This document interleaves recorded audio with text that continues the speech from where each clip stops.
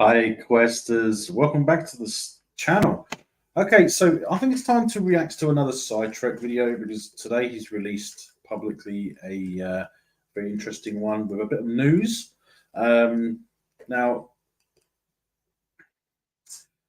I like watching SciTrek content. I've been following him for well over a year and a half or so. So I trust what they say, like I said. And at the same time, I hope they don't mind. I hope Jay doesn't mind I do this because I have my opinion as a result of him making these videos, and I just want to express mine. Um, Perhaps one day we'll do a collaboration. That would be nice, but who knows? We'll see what happens. That's in the future. But for now, I want to react to this video because I think it's important, and I think it's a bit of news that needs to spread out a bit more. And I'm going to use his. I'm going to play his video and pause it now and then and talk, and say a few things. But I hope he doesn't mind this.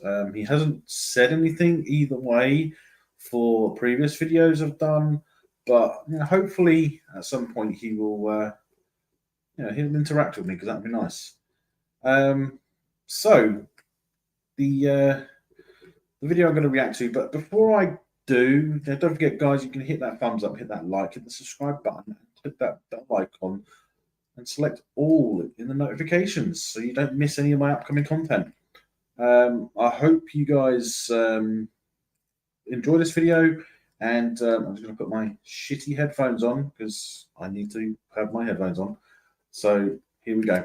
Okay, I'm going to stick these on. I really need to get some earbuds. I do have some somewhere, but I just can't find them.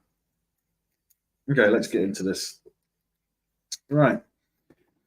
So the video I'm going to react to is the latest one that was released. Star Trek Strange New Worlds Season 3 could be cancelled. That's right, guys. It could be cancelled. So let's get into this and, let's see what we think. The third season of Star Trek Strange New Worlds is actually at risk of being cancelled? What madness is this? But these are the honest conversations that have happened in the management halls of Paramount and CBS Studios. I hope you guys and can I've hear got this. A source that was involved in those conversations. Welcome to SciTrek, your sci-fi TV and movie channel.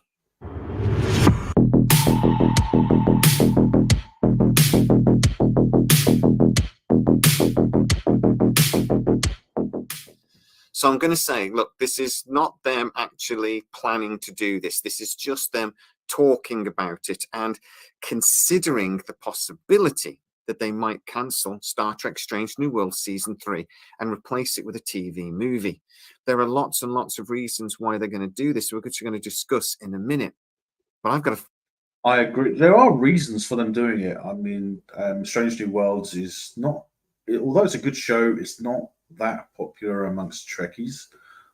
But let's see what he says and see if we agree or not. Start off by saying, I really like Star Trek Strange New Worlds. I really, really hope they don't follow through with this because it's a show that I actually really like. Even though there are certain episodes I'm not so keen on. I would actually be genuinely gutted if these conversations turned into more and the Strange New Worlds did get cancelled. Now, there's a lot to unpack here and a lot to get through. So first of all, I'm just going to tell you a little bit about the source that I've been speaking to. Now, this is a source that I've got information from in the past through a third party, but I've never actually been able to speak to them directly myself. This changed over the weekend and I was able to have quite a long conversation with them. I have been able to confirm that they are who they say they are. Actually, it was incredibly easy to do that. And that they actually are in the position they say they are to know this information. I cannot say more than that, but I will say that if I was able to give you the name, you would be able to check this for yourself, i.e. who they are, blah, blah, blah, very easily. I can't say more than that. So let's go back to Strange New Worlds Season 3. Now, this was this close to actually begin filming before the strikes basically shut everything down. Akiva Goldsman actually at an MIT event even said mistakenly that filming had started. It hadn't, but never mind. It was that close though. I mean, they were talking days until filming was supposed to start when it was actually decided to put it on pause thanks to the strikes. So if it was so close, the development work is done, all the sets are built, and actually remembering season 2 ended on a massive cliffhanger, why are they talking about potentially cancelling the show? Well, there are a couple of reasons. For one, Strange New Worlds and all of the Star Trek projects are actually incredibly expensive, and Paramount is skint. It has 15 billion quid's worth of debt, but I'm actually going to talk about that in the next video because that leads into another big problem actually for Secret Hideout, the company that produces Star Trek at the moment. Initially, the numbers, the viewing figures basically for Strange New Worlds weren't great. They improved towards the end of the season, but for the first 5 or 6 episodes, actually producers and executives at Paramount were very concerned. They actually thought at one point that the series was going to bomb. They were really, really worried that it wasn't even getting into the top 4 or 5 on the Paramount top 10 list, never mind getting onto the Nielsen list, which is the top 10 of overall streaming services. Now, it did pick up towards the end. But we're actually going to talk about one of the reasons why it picked up towards the end. And again, this has caused concerns apparently with some producers at Paramount and CBS Studios. But it did get onto the Nielsen top 10. And actually, by the end of it, the numbers weren't bad. But what is the controversy that I am talking about that basically got them on the Nielsen list? Well, it was Subspace Rhapsody, the musical episode. Now, that did cause a lot of people to talk. Yeah, that really did cause a lot of people to talk. I mean, I don't know who was interested in that, to be honest. I mean, I didn't like it, but I'm not a musical guy. There are some musicals that I like to watch when I was younger, but I'm not someone who likes musicals. It's just Subspace Rhapsody. They didn't even do a parody of or a cover of Bohemian Rhapsody, which from the title I would have thought they might have. But that was the only disappointing part.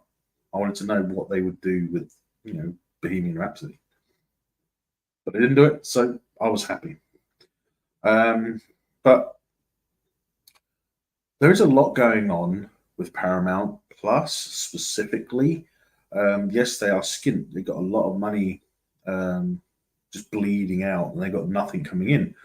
But I think the major problem with Paramount Plus specifically, and maybe even Disney, is I think they're considering it to be like a big screen thing. Like people are going to be impressed by them putting tons of money into really, really amazing visual effects.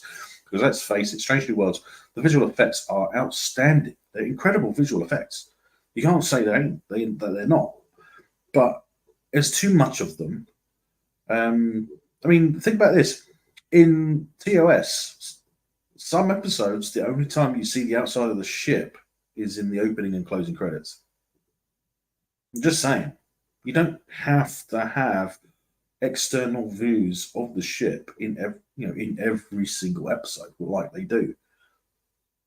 They're just showing off their visual effects, and it's getting a bit old now because we don't need so much external shots of the ship. And like I said, there were episodes of previous Star Trek where you didn't even see the outside of the ship except in the opening and closing credits. It was just plain and simple. That's the fact, right? Now, it was not all good. A lot of people hated the idea of the music. Just as many people, though, absolutely adored the idea. Now, I said as soon as it came out on this channel, in fact, that this was not going to be for me. And I watched it and I didn't like it. I actually feel a bit cheated by it, not because of the show, because actually it was all right, I suppose, but because Star Trek real estate is so valuable. And by that, I mean, we only get 10 episodes of this show. losing one of them to a very high concept, quite self-indulgent, really. Well, it's not only that, is it? It's the fact that they were doing that off the back of that crossover episode, right? So it was a couple of episodes later, but they've just come off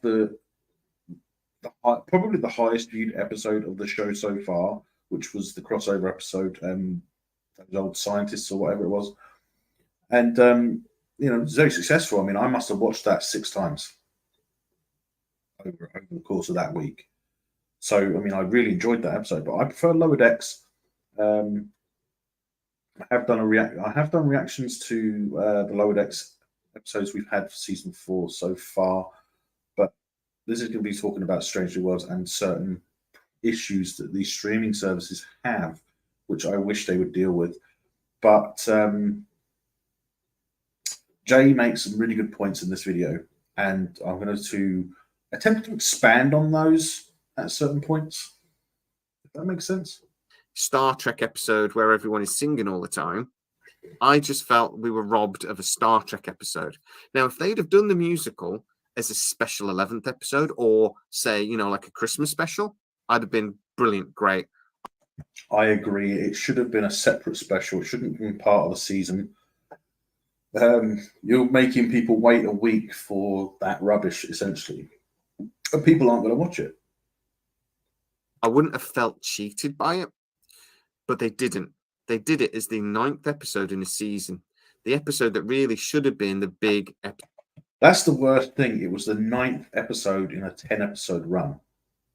That is an issue. We just had, like I said, a couple of weeks before that, we had the crossover episode, which dropped early.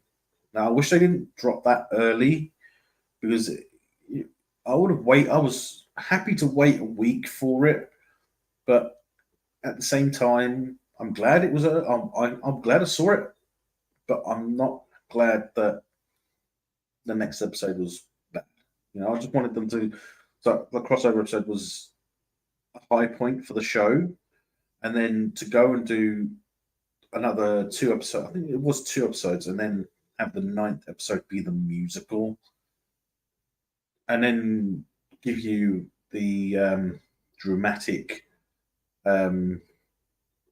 What did he say earlier? It was the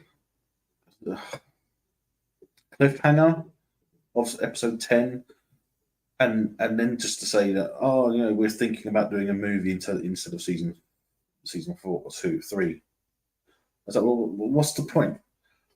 What was the point of that episode? Is the movie? We know what the movie's going to be like if they do the movie now, right? Because it's going to be about the Gorn, right? So we know. It's just, I don't get why they did it. It's insane to me to think that that they did it in the first place, yet alone how bad it was, right?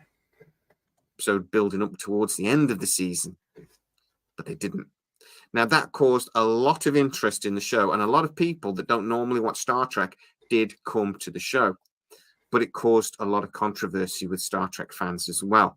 And there are producers currently at CBS and Paramount that are very concerned that there's a very toxic environment building up around Star Trek. And that toxic environment has basically been there since the beginning with Secret Hideout. The first season of Discovery was very heavily influenced by basically Kurtzman's work on the J.J. Abrams Star Trek movies. That is why we got those Klingons the way we did. That's why we got some of the storylines that we did. A lot of Trekkies, my age Trekkies, really, really didn't like it. And there's still an awful lot of toxicity around the franchise. That's right. You see, because although I did enjoy Discovery, I didn't view it as a Star Trek show. I viewed it as a sci-fi show, a generic sci-fi show. It was the same with the JJ movies. I viewed them as a sci-fi fan, not a Trek fan. If that makes any sense to you guys, because that's the only way I could see to accept the differences, as it were. But at the same time, I wish that they would have done it more of a traditional way. But I also understand. Sorry about that, but I don't understand um, why JJ influenced Kurtzman so much. You would have thought that he would have learned from the mild success of the JJ Star Trek movies that people didn't want it. We don't want to see that. Um, I mean, it showed in the ratings, right? Because yes, a lot of people went to see the first movie, but that's because it was the first Star Trek movie in a very long time, right? And it was Kirk for the another Kirk, and it was Pike. But to use those films to heavily influence a show as a movie trilogy or a movie series, it was absolutely fine. But as a TV show, no, it didn't work, and we know that from Discovery. And another thing that affects modern Trek is cancelled culture, and and the diversity culture. Um, but that's a political view into it, and that's a way to look at it, in a lot of detail. But I'm not going to do that because I don't want to be um, a channel that talks about that sort of stuff. But it does have a heavy influence in modern day Trek, right? The cancel culture and the diverse culture, which is not so diverse. It's diverse but not inclusive. But they want diversity and inclusivity, but they don't want to include everyone in their diverse view, which is a contradiction, correct? But that's the last I'm going to say of it. I'm going to try never to mention it again. But it is hard not to try because it is a heavy thing nowadays. It's involved in almost everything. But let's get back into this. Some producers at CBS and Paramount, and this isn't everybody by any stretch of the imagination, but some producers, including the person I spoke to, turn this down a little. feels that toxicity is only actually harming the franchise, and that perhaps Strange New Worlds is not helping the situation. Mainly because, though, they're also worried that the longer Strange New Worlds goes on, the more it's going to harm the original series. And by that I mean it's starting to trample on the original series shows and the canon. Now, a lot of Trekkies know the Star Trek canon really well, and they know that Strange New Worlds is changing a lot of it. Some people are very, very angry about that. I'm disappointed. It's like I'm telling off my child, I'm disappointed with you. I'm not angry, disappointed. I'd say it's easy to get angry with them about it, but if you just show your disappointment, it's that's enough, right? I seem to be yawning a lot during this line. But I mean, it's one of those things, It's they're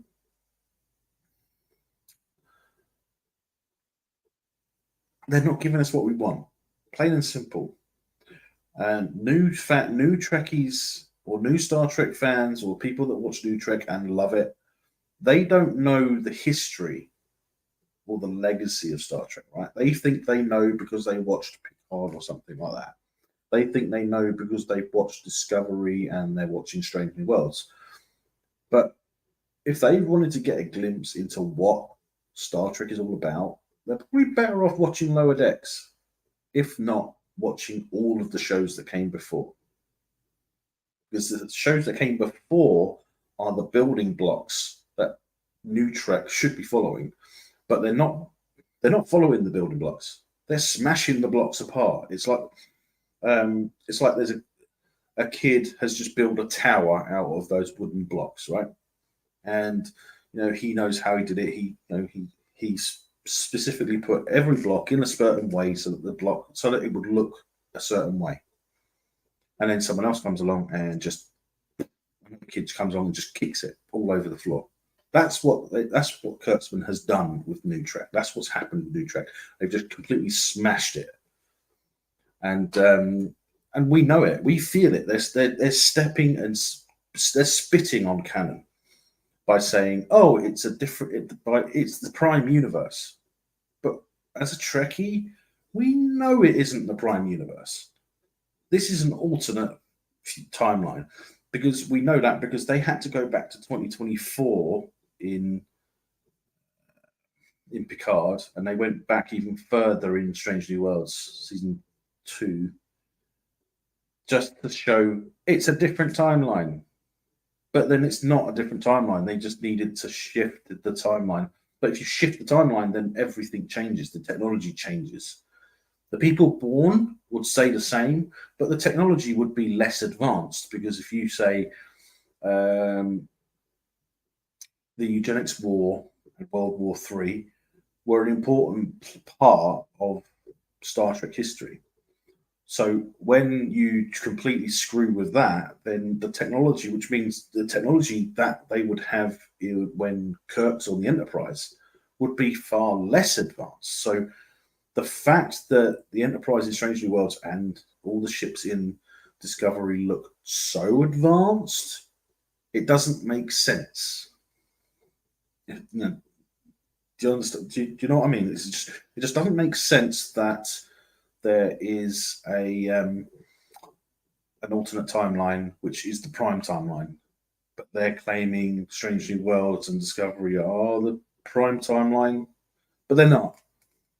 They are nothing alike. The technology is too advanced for it to be post TOS, and it's not advanced in. I mean, if the Discovery was a ship that appeared in, say they did a new TNG episode, right, or a new Voyager episode, something like that, something in the TNG era. If the Discovery was in that, it would look more advanced than the technology in TNG. So that is an issue that I had, but that's why I viewed it as a completely different set of franchise. I see it as it's part of the sci-fi universe, but it's not a specific universe. If that makes sense. It's too different and looks completely wrong. The politics, the Klingons, everything was just wrong. And I just think that actually they have a point here when talking about these conversations at Paramount and CBS, that actually the longer Strange New Worlds goes on, the more it's going to harm potentially the legacy of Star Trek, the original series. And it's really starting to, again, affect the franchise. It's not starting to. That's the thing. That's one of the things. That's the thing I'm going to disagree with. It's not starting to. It has. Okay, it has. A lot of people love that original series, and a lot of original Trekkies like myself think that's really the daddy, that these characters, Kirk, Spock, Leonard Nimoy, William Shatner, etc., kind of being disrespected in some ways by Strange New Worlds trampling on their turf. Yes. And even though I don't think that's really a big problem, because at the end of the day, Strange New Worlds is a different show and should be treated differently, it is maybe harming the overall Star Trek legacy the longer it goes on. So there's a cost point of view. There's a legacy point of view. Remember that word. It's coming back to that in a second. Point of view and the original series, etc. And just basically the confusion in this franchise in the whole. And there is also a conversation about whether a TV movie might make more impact. So I can tell you that that is the conversation that's been had, that maybe they cancel season 3 and throw in a TV movie instead. This would be something that would follow section 31 with Michelle Yeoh. Now, I don't hate that idea. Hate it a bit. But at least we would get a conclusion to Strange New Worlds. And if Strange New Worlds is doomed and is going to get cancelled, that would at least mitigate some of the pain. There are two big reasons, though, why this conversation even started. One being Star Trek legacy. I told you I was going to come back to that word. I want Star Trek Legacy. I want them to make Star Trek Legacy.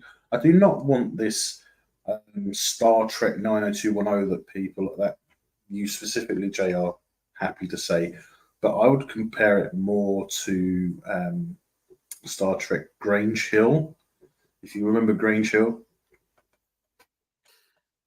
Fans are desperate for Star Trek Legacy. They really have gone mad over it. There is a massive campaign. It's launched 1,000 memes, and fans really, really want it. They want to see Captain Seven of Nine. Jeri Ryan is an amazingly popular actress within the Star Trek fandom, and we really would give our back teeth for that show.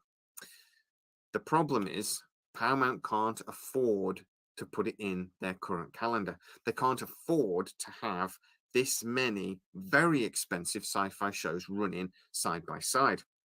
Now, I spoke to you a couple of months ago because I knew this conversation had happened then, that actually maybe Strange New Worlds would end after season 3, and that would then move into Legacy.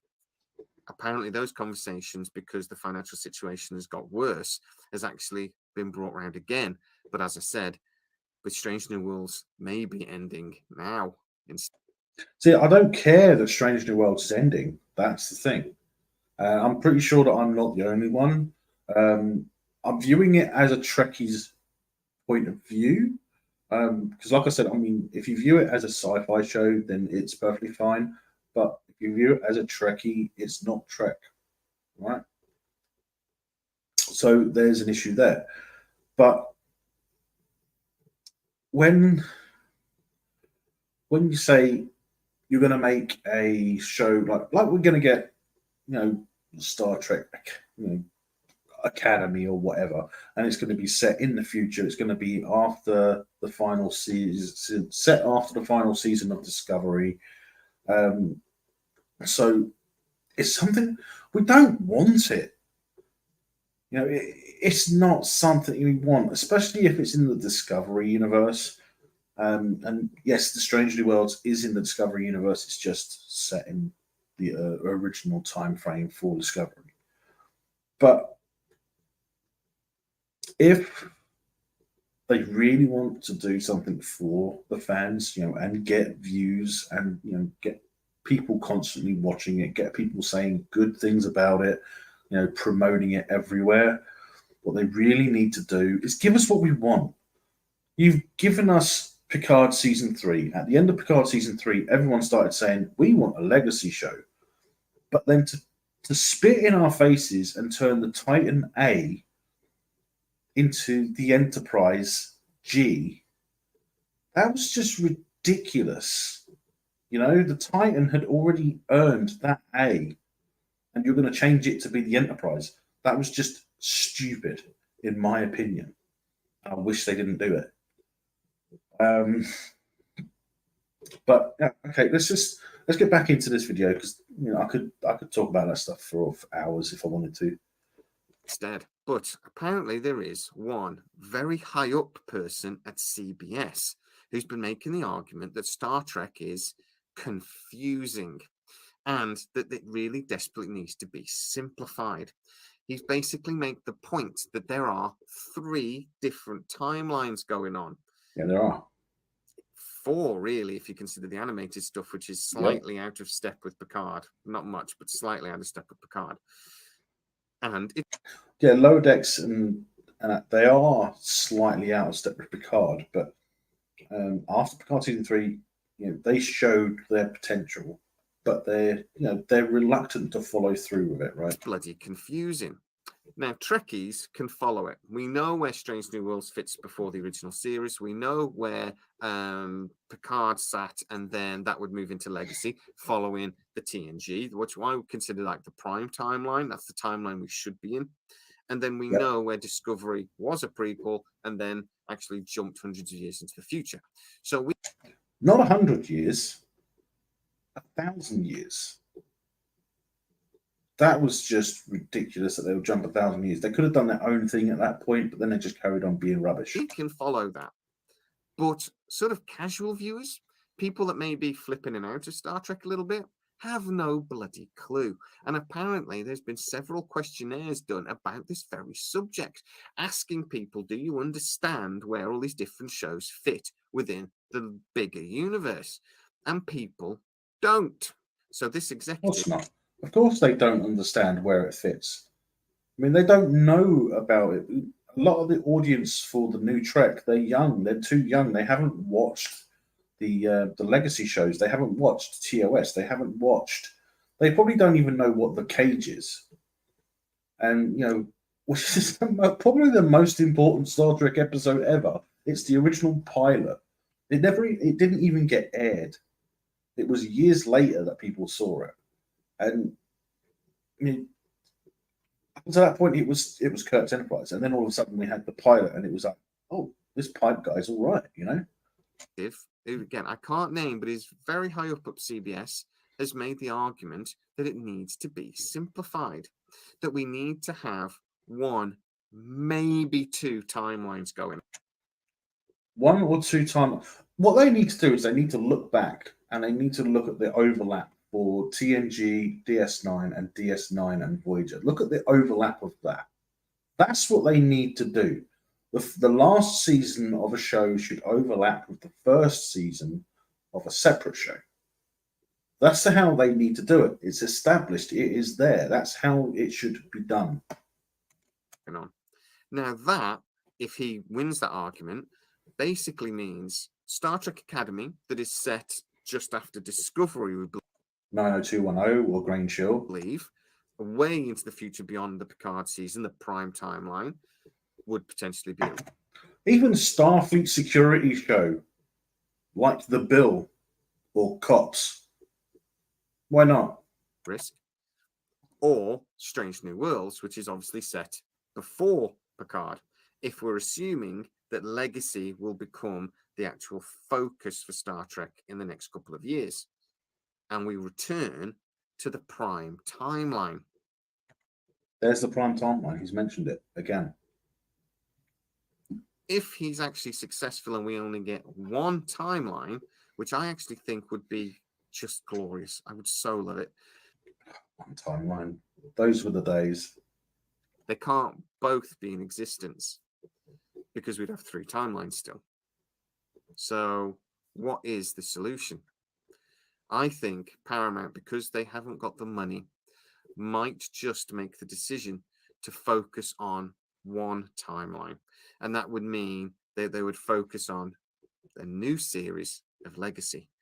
Strange New Worlds would come to an end and they would do the follow-up movie. And actually Star Trek Academy, which again has kind of divided fans, won't ever actually make our screens. Now, I'm not saying this is definitely... He hasn't mentioned Discovery Season 5 yet. Because with Discovery Season 5, I wish they would air it just so we can get it out the fucking way. Just get it out of the way. Just give it to us now so that we can just say, right, that's it, done, dusted, get rid of it. We're not interested anymore. Because I've watched every single episode of Discovery and I want to watch Season 5, but it still doesn't make it a good show. I just want to see what happens. I have that that way of thinking, but it's not Star Trek. Like I've said earlier in this live, it's just a generic sci-fi show to me. As a generic sci-fi show, I want to know what's going to happen.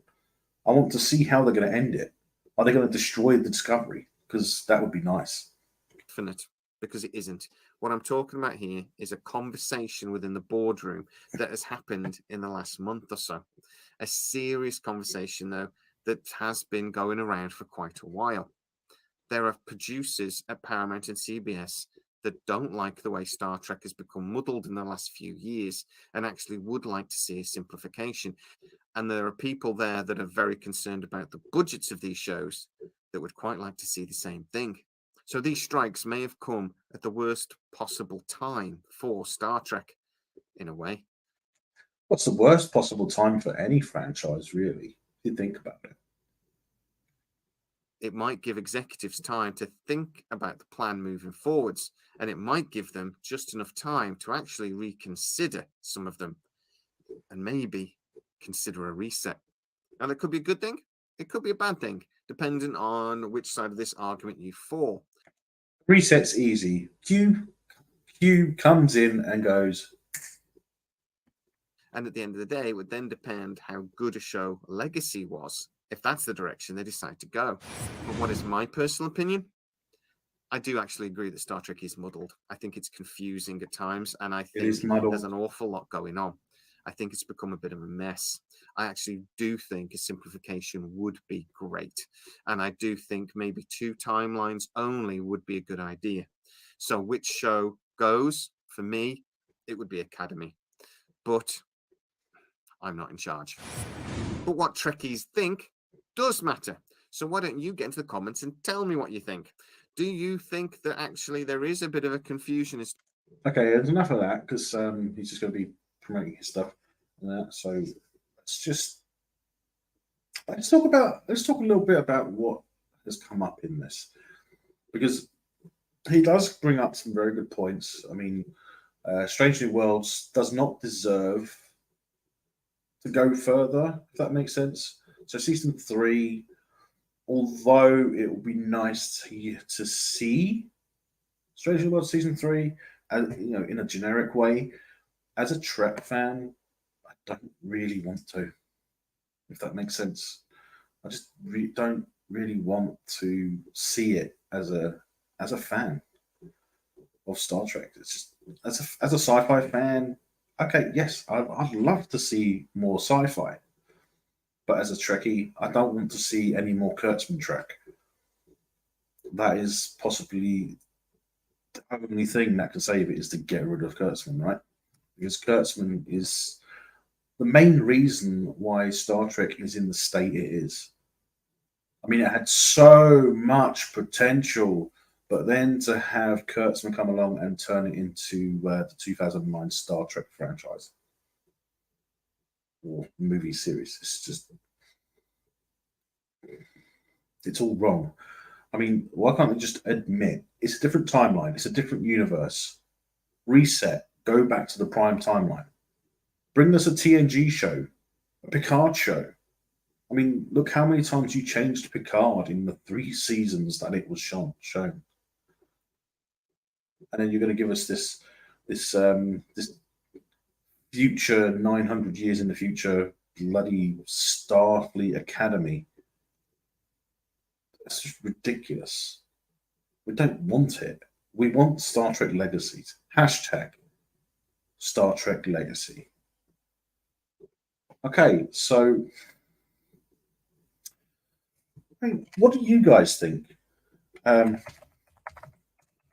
Because I think Legacy will be possibly the best way to go. We don't want any more. We don't want any more Strange New Worlds. We don't want any more Discovery. We want Legacy. Hashtag Star Trek Legacy. I mean, they should listen to the fans. The fans have spoken, right? I mean, yes, I don't mind watching the new Trek, but I don't want to watch it. I watch it just for the sake of watching sci-fi. That's it, plain and simple. And I like it because of that. I don't like it because it's Star Trek. I don't like it at all. Yes, Ben, new writers. That is important. New writers, definitely. Hell, Terry Matalis will do a better job. We saw that in season 3 of Picard, right? Terry Matalis. There you go. You've already got a good, better writer. He just doesn't have the power. But I just don't get it. It is really, really annoying. Really annoying. But as long as you can separate Star Trek and sci-fi into 2 separate categories, like I can, you can enjoy it. You really can. But a fan who's become a fan watching new Trek and has no idea about the history of Star Trek and why people are so passionate about it, then they should go back and watch it just to find out. And they'll think, well, this is nothing like the stuff that I'm used to. This is even better than the stuff that I was watching, you know?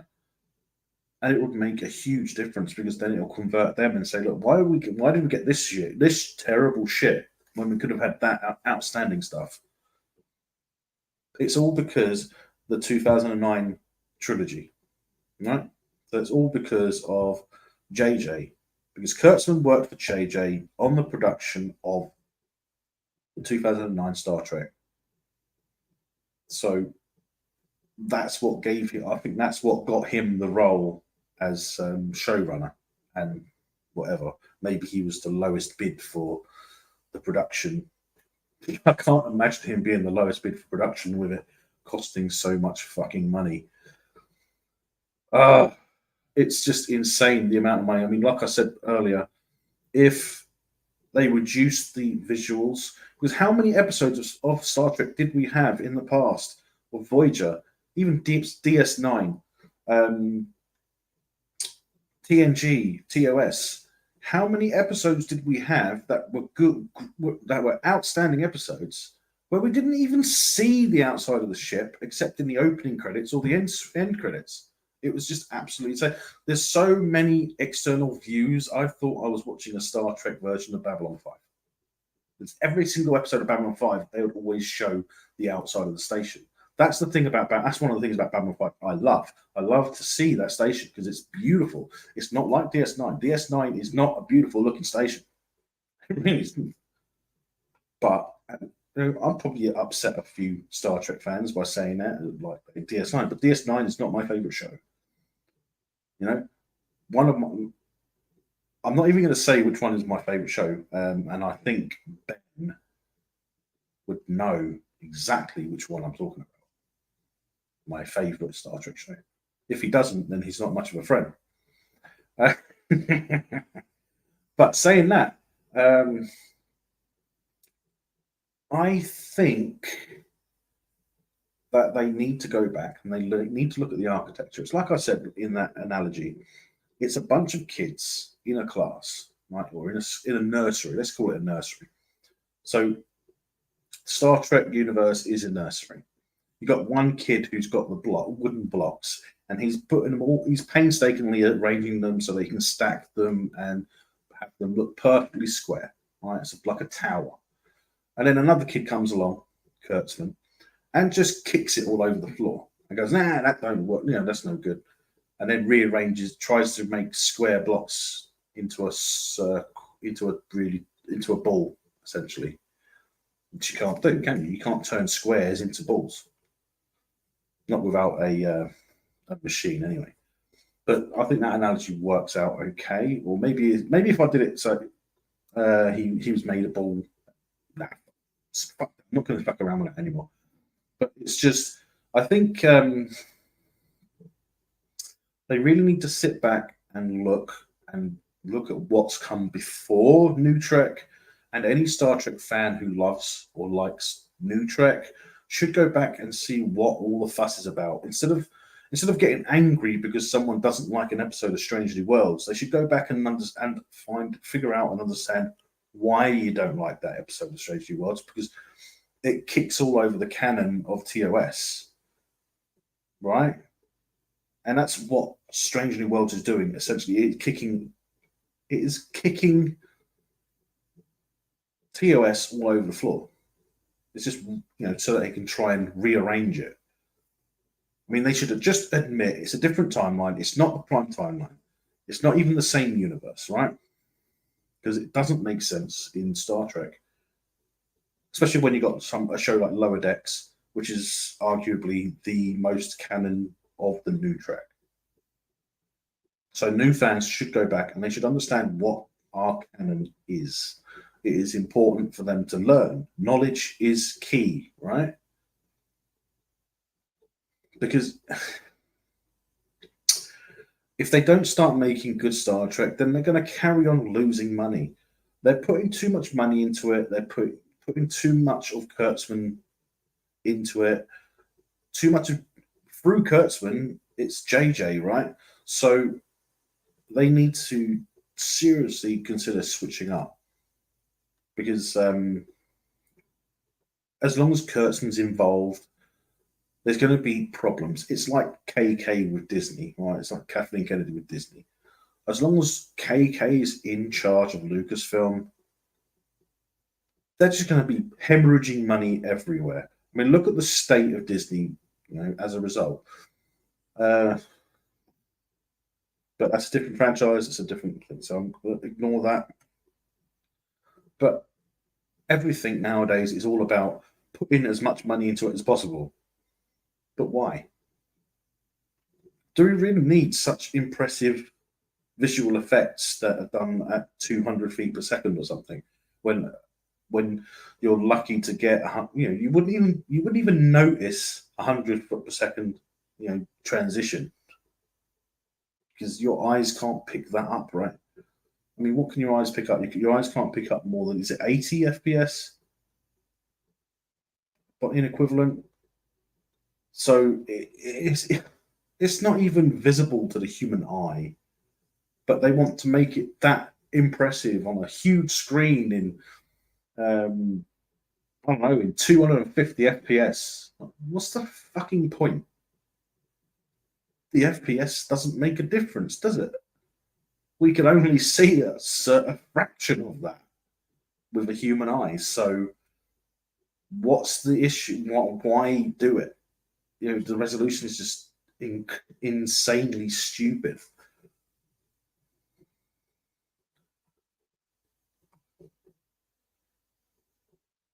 I wonder how much they had lost on all these Kurtzman Star Treks. They defo weren't cheap to make. No, they weren't. If you think about what they were talking about with Stargate, they're looking at an $8 million season budget, but they're also talking about $8 million being the budget for the movie. Now, considering how much companies are actually paying for that for their movies and shows, that is nothing in comparison, right? I mean, what is Star Trek now? Star Trek, they're paying what? They're probably paying like 20 million an episode, probably. It's a huge amount of money. I mean, they're certainly not cheaping out on it, but they're just spending too much money. And I've always thought that too much money can kill it. And it has, because I reckon the only reason Kurtzman got the job as showrunner and creator is because he said, "Oh, I can make it cheaper," and then after they started filming, "Oh, well, we need more money." That's what I think happened. And then Paramount was stuck with a contract, right? So they couldn't get out of it because it would cost more to get out of the contract than it would to get, to make the show.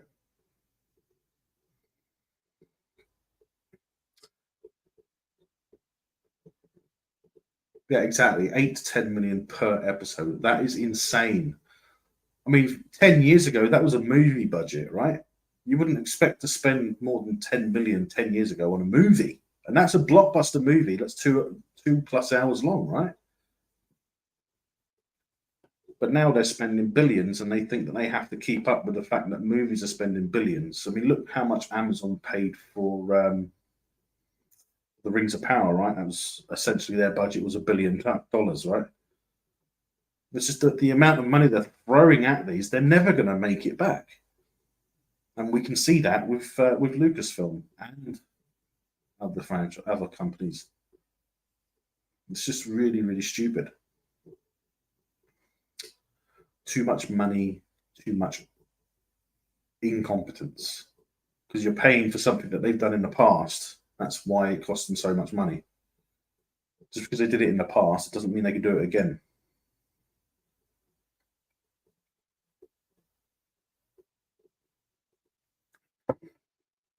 There are a lot of things I could talk about when it comes to this.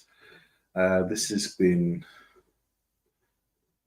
50 minutes. Let's get this an hour, and then I'll end this at an hour, possibly, unless there's more people come along and decide to chat. But yeah, I mean, hashtag Star Trek Legacy. I mean, if you want Star Trek Legacy, that's what you should be doing. go on to X and hashtag Star Trek Legacy. Let everyone know that that's what you're interested in. You're not interested in Star Trek Academy, which is just going to be Star Trek Grain Chill. Like I said, if you're from England, you know what Grain Chill is at my age. But it's basically the equivalent to the 90210, essentially. It's not even like I'm comparing it. I'm gonna be comparing it to Biker Grove, because it would be nothing like Biker Grove. I didn't like Biker Grove when I was a kid, but that's besides the point. There's a thought I had about Legacy, because we know that they left off with Picard's son and Q. Now, it was that line. What was it Q said? He said, Picard's trial is over. Yours is just beginning, wasn't it? Something like that. Or the trial never ends, as usual. But at that point, I don't understand why they brought Q back for that at the end. I mean, we went through that entire season where Q was dying, and he died, and then all of a sudden they found an excuse to have him back. Yeah, because he's non-linear time when it comes to time, right? But I mean, we don't need Q in Star Trek. We don't, not anymore. We've said goodbye to him, and then all of a sudden, hey, I'm back. But having Legacy on the Enterprise G that was the Titan A, that would be a mistake, because Trek fans are, I'd say 50-50 about that, or maybe 70-40 against, or 70-30. It's 70-30, isn't it? Yeah, 70-30. I had to do the maths on my fingers then. Good job we got 5. Good job we got 10 fingers, isn't it? Or should I say 8 fingers and 2 thumbs? But yeah, it's just one of those things, because I mean, with New Trek, someone who knows the history and the canon of Trek, you can't appreciate it as much as someone who's watching it for the first time, because they don't know the history, they don't know the legacy, they don't know the canon. But as they come up through it, they start hearing Trek fans mentioning canon, and then they think that Strange New Worlds is the canon. They think Discovery is canon, but they need to go, like I said. I mean, they need to look back. They need to watch shows that have come before. They need to understand the legacy. They need to understand the history. I mean, it's not like they can't. If they've got the subscription to watch Discovery or the subscription to watch Strange New Worlds, then they can watch it. It's all on the same damn website. And it's almost as if they're not interested in watching all the old stuff. Because, I mean, if they did, they would actually argue the same. They would say, look, what's all this rubbish when we've had that in the past? Why can't we have that back? Why can't we have TOS back? Why can't we have Voyager? You know, if they actually go back and watch it. The problem is, a lot of the new Trek fans, they're watching shows that have 10-episode seasons. Now, that is a huge thing for me. I hate the fact that we're getting half as many episodes per season. And some of the episodes don't even have the same runtime. I mean, every single episode of Star Trek was 45 minutes long, start to finish. Every single episode. And sometimes they had 26 episodes or 27 episodes in some of the earlier stuff. And the final episodes of each season usually was a double. So that the next season we'd finish it on the next season. Well, it didn't happen for every season. It was only certain seasons. I mean, it happened for Voyager at least 4 times in the 7-season run. It happened for TNG in, was it 2 or 3 seasons? but it wasn't through the all 7 seasons. All 7 seasons didn't have a climactic episode. TOS was different. We only had the cage for pre-TOS. Enterprise, I enjoyed Enterprise. I thought that was really good, but they did drop the ball by changing canon and history. They should have looked into it a bit more and that. But I mean, the Enterprise did look amazing in Enterprise, but I think New Trek was ruined in 2009. Full stop, plain and simple. I mean, like I said, I can watch them and enjoy them as generic sci-fi, but I can't enjoy them if I think of them in the way of a Star Trek fan. But I seem to be able to actually separate it. I'm actually having trouble separating that with Star Wars because Star Wars has been so bad. There are some good episodes. I mean, Ahsoka's been good so far. And if you want to see my reactions or anything about Ahsoka, you can check that out on the Sci-Fi Quest Star Wars channel.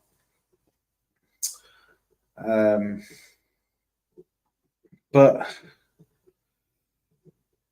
I find it difficult to separate the Star Wars. Star Trek is easy because they make such huge changes that it's easy for me to do it. I can easily separate New Trek as sci-fi as opposed to Star Trek because there's so many changes. The problem with Star Wars is a lot of it is the same stuff, but it's difficult to separate them as generic sci-fi. Take The Force Awakens and the sequel trilogy. I can separate them up to a point, but it's only because they made changes. A lot of it is the same, but a bad version, but it's the same. But I mean, I'm talking about Star Wars on a video that's supposed to be about other things. So I'm going to stop that because that is just stupid. So I see I haven't had many views for this video. Hopefully that will change. I'm going to start doing more lives. I've got a live season 1 Babylon 5 video on Sci-Fi Quest coming tomorrow. I think I'm going to change the schedule for that. I'm going to make that a bit later.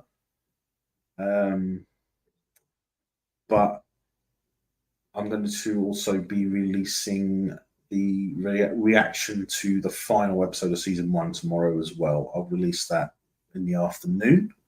Got a few things to do to it before I can upload it.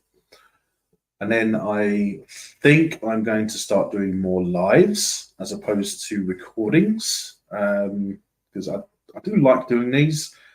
Even when there's like one or no people watching, it's still something to do. It's still something I'm enjoying to do.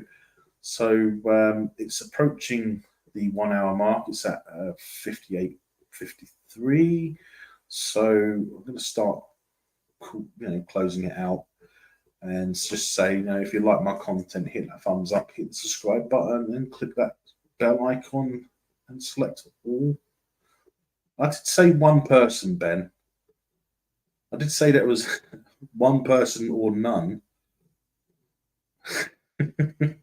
But yeah, so if you like my content, hit that thumbs up, hit the subscribe button, and click that bell icon so you don't miss out any content. And don't forget to select all.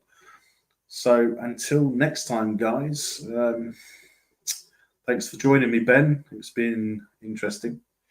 But yeah, until next time, may the Schwartz be with you.